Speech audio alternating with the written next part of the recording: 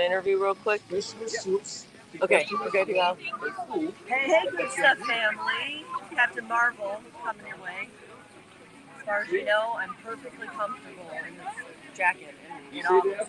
Captain Marvel for today with the superheroes to kids in Ohio. This Batman behind me is a great friend, a good stuff to the bone dude, as are all these people around here. So I'm gonna get a quick interview with him. Hi, Batman. Look at that, right on cue. Look at my Superman is the cameraman, by the way. So, Batman, tell me why you're so, let's stand a little closer so we can hear you. Why you're so passionate about this superheroes to kids in Ohio organization. Well, just like Dawn with the good stuff.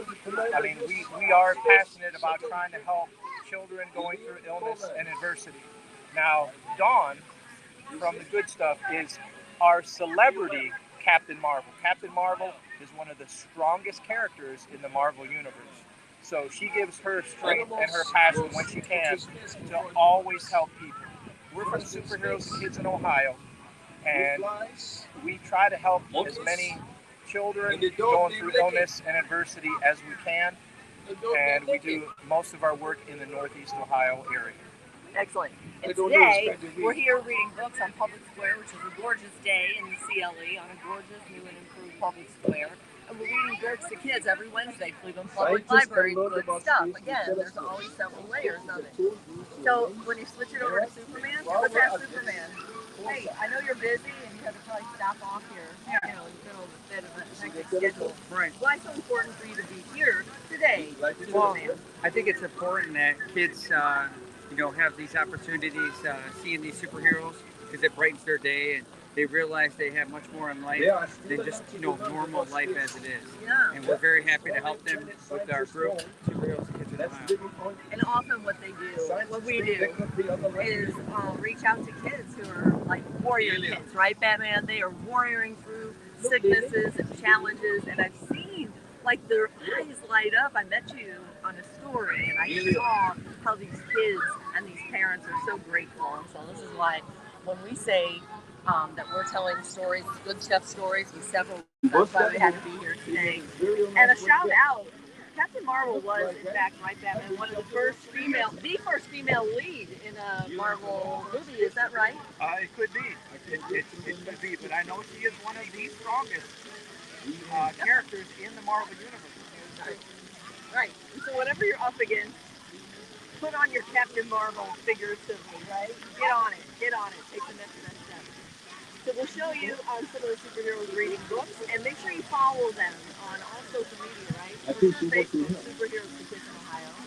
Yeah. And we're on YouTube. We actually have a story time card for the kids that we're passing out today, that they have bedtime stories read to them. That's so cool. So we're always proud to partner with the good stuff, Dan Dawn, who always puts on her Captain Marvel to help people. Hello, everyone.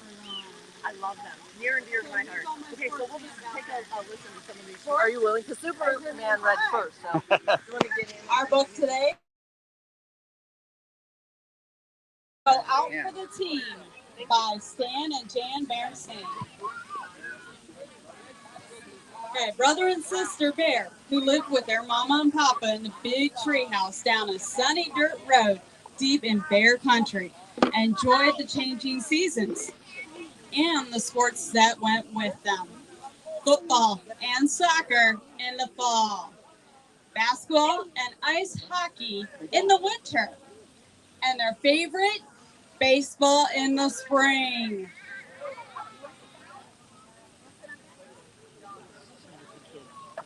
As soon as brother and sister felt the first warmth of the spring sun, they got out their trusty plow, bat, and gloves and began limbering up for the season.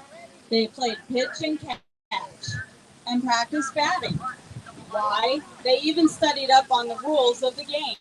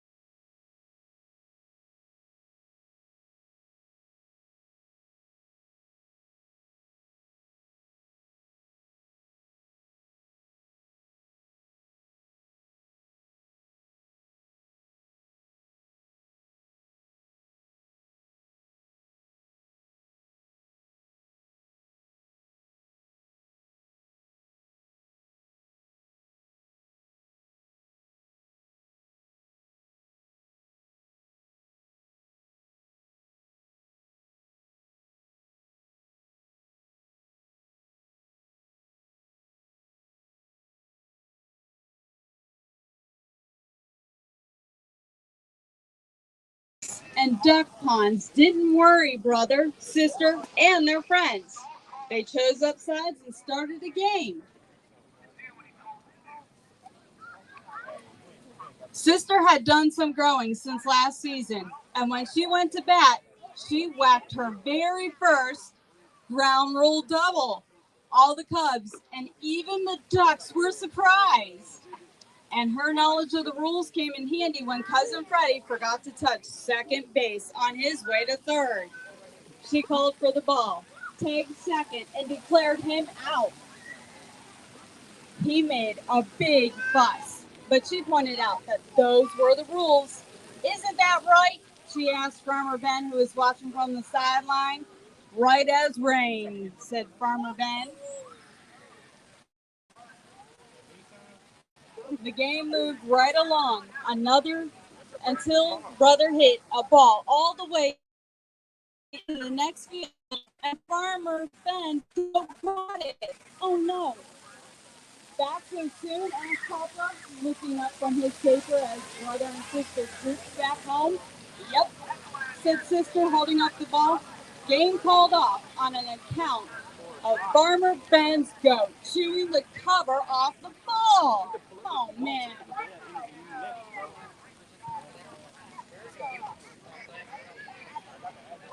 Papa was pretty impressed when he heard about brother's hit and sister's ground rule double. Seems to me, said Papa, that you Cubs might want to think about playing some real baseball on a real baseball field. It says right here in the paper that the Bear Country Club League is going to be holding tryouts pretty soon. You might want to sign up. Now hold on, interrupted Mama. That's a high-powered league over there, and those tryouts involve quite a lot of pressure. Pressure? Asked Sister. What do you mean? You'll be competing against lots of other Cubs, and not everybody is going to make the team, said Mama. But you both play pretty well, she added, so it's up to you. Won't hurt to drive over and have a look, said Papa. Wow, said Brother, when he saw the Cub League field. It was a real field with fences and foul lines and real bases and grandstands and everything. And the teams wore uniforms. Brother and sister signed up right then and there. They got ready for the tryouts by practicing. They practiced fielding and hitting.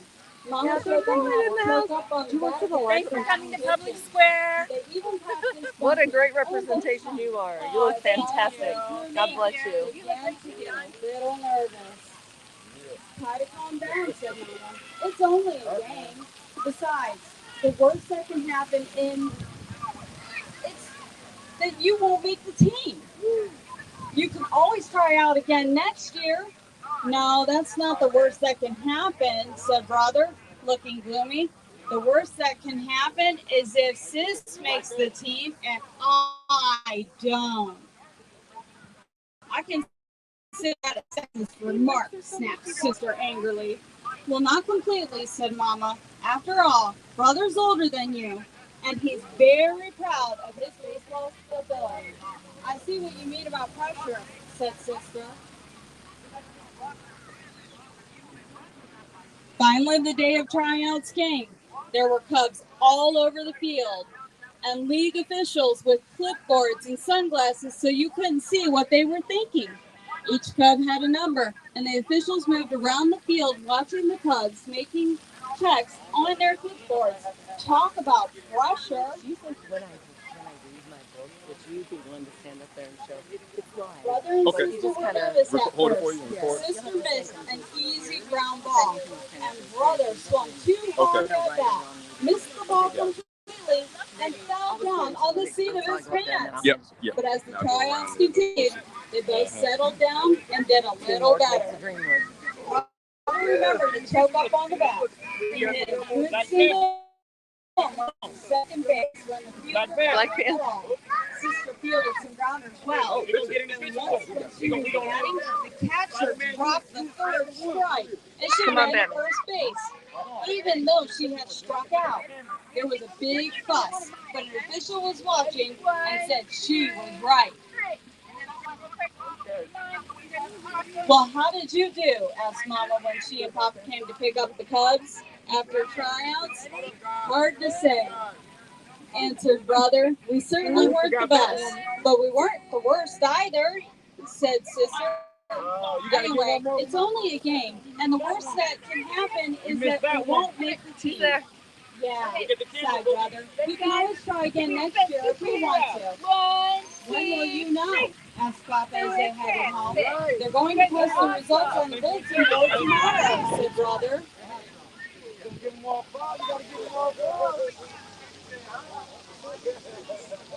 Well, said Papa the next day, don't you think we ought to drive over and check up? I guess so, said Brother. May as well, said Sister.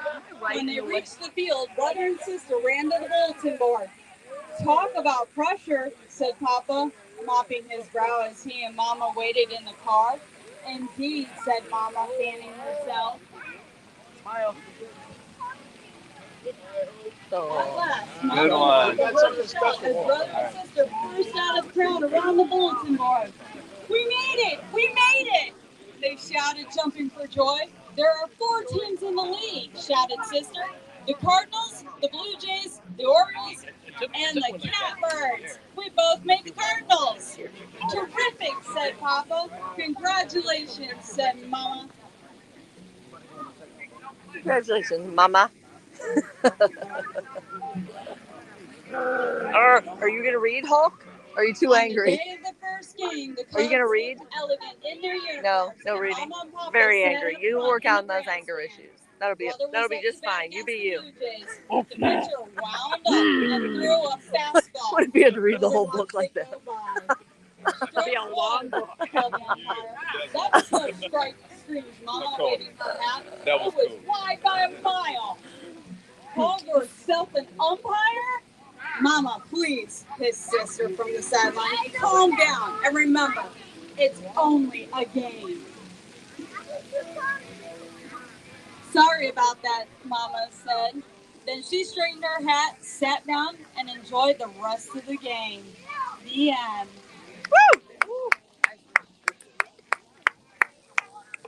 I wonder, am I the last one then, probably? You think so? Okay, I'll do it. Do you mind? There you go. All right. Next up, Captain Marvel. Hey, everybody. Hi. Good It's a job. good day to be in the CLE, isn't it? Oh, it's so pretty. So today I'm going to read. It's a kind of a fan favorite, I think, called Goldilocks. Who knows Goldilocks? Yeah, yeah. Okay, so this is a Goldilocks fairy tale.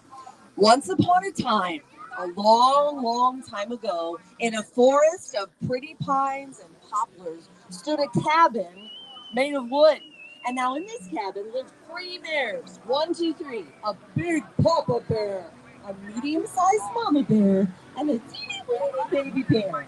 Late one day, after eating their supper of steaming stuffed stew, the bears prepared to eat their most favorite treat, peach porridge pie. The porridge, what was it?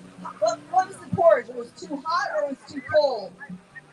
Hot! It was too hot. So what did they do? They sat around and they blew on the bowls like we do when our soup's too hot. And they blew on them to cool them, but the porridge still too hot. So they decided to take a walk down the forest path and wait for the porridge pie to cool. They put on their coats, they tied up their scarves, and they waddled into the forest. They're off. They're off into the forest. You know who's coming next. A time or two later, there happened on the path a beautiful blonde-haired little girl named Goldilocks. She spied the cabin in the woods, and then she noticed that the door had been carelessly left open. Yes, she went to that door, she looked inside, and she shouted, "Yoo-hoo! Is there anyone home?" Of course, the house made of wood was empty. You know what's going to happen next. Here's what happened. Against everything she had learned in school, Goldilocks walked into that cabin and she looked all about. And there, she spied 3 chairs set before a crackling blaze in the fireplace. There was a big chair, a medium-sized chair, and a teeny-weeny chair, and all were made of wicker and wood.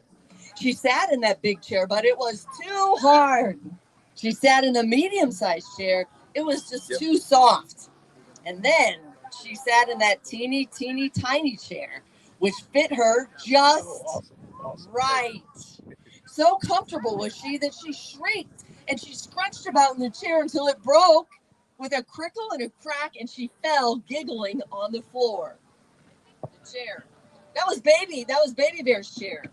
But now it's broken. And remember, what about they were waiting for that porridge to cool? I think she was probably hungry, remember? Here's what happened. Goldilocks laughed and laughed as she dusted herself off and continued to snoop around the cabin in the woods. And it was then that she spied that peach porridge pie cooling in the bowls on the table. She tasted the porridge in that big bowl, but it was too hot. It was still too hot, even for her. So she tasted the porridge in that medium-sized bowl, which was Mama's bowl, but that one was too cold. And then she tasted that porridge in the teeny tiny bowl, and it was just right. It was just right. So she gobbled it up, gobbled it all up. Look at her. She didn't even use a spoon. No, she loved it. It was just right. But then I think, you know what happened? She got sleepy. We all get sleepy when we eat, don't we, afterwards? She said, oh, that was so good. And she prowled about the cabin in the woods. She opened a door here and there, but all she found were closets filled with long woolen dresses and fuzzy fur coats, probably faux fur, because it's a bear family. We'll go with faux fur. And pajamas all hung in a row. And finally, she opened a well-worn door of hickory and shiny brass, and there she spied 3 beds, each covered with a patchwork quilt. And there was a big bed, a medium-sized bed, and a teeny tiny bed. Goldilocks laid on that big bed first, but it was too hard. She laid on the medium-sized bed, too soft. And then she laid in that teeny tiny bed, and it was just right. It was just right again. She scrunched her head into that goose down pillow and she fell fast asleep. Uh-oh. You know what's going to happen? This is not her house. This is not Goldilocks' house. It is the bear's house, you're right, but she didn't know. But you know they're going to be coming home if I could turn the page. The suspense is killing me. Okay. Goldilocks has for only 10 minutes, not even a minute more, when the bears rumbled back into their house after their walk in the woods. They took off their coats, they unwrapped their scarves, and they carefully hung them from pegs on the wall. And then they looked about that room and they noticed something was amiss. Said the voice. Somebody has been sitting in my chair. Mama said, please, don't get upset. Someone has been sitting in my chair as well. And little baby bear with his eyes open wide and he cried, someone's been sitting in my chair. And he broke it all up.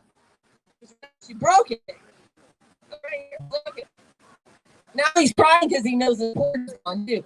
Look, Papa Bear loudly. Someone has been tasting my porridge as well. Well, I'll be jiggered, said Mama Bear. Someone has been tasting my peach porridge too. And it was then that poor baby bear peeked his head over the edge of the table and he cried out, someone's been tasting my peach porridge pie and they ate it all up. Unable to hold back anymore, baby bear said, this is ridiculous. He began to cry and his tears slipped and dripped down his fuzzy cheeks. Papa Bear waddled into the bedroom like big Papa Bears do to get a kerchief to wipe Little Bear's eyes.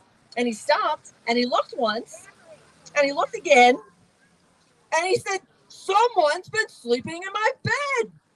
Mama and Baby Bear rushed into the room to see what all that commotion was. And when Mama Bear noticed her bed too, fiddle-dee-dee, she grumbled and rumbled, someone has been sleeping in my bed.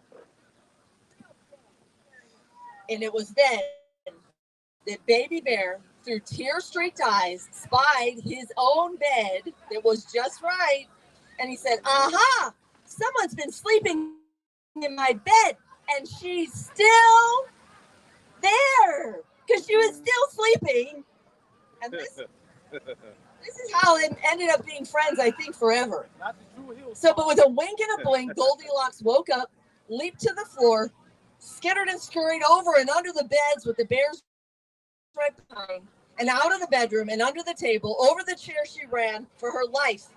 But I think she shouldn't have been scared because I think the bears probably were super nice.